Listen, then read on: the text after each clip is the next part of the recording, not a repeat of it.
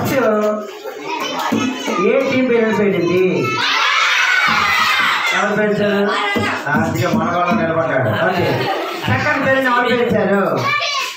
Strawberry. Okay.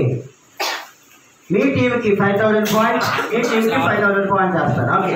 తర్వాత పేరు ఎవరు పెంచారు? నువ్వా?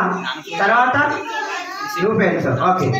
నేను ఇక్కడ పాయింట్స్ చేస్తాను. చదవండి అందరూ కూడా.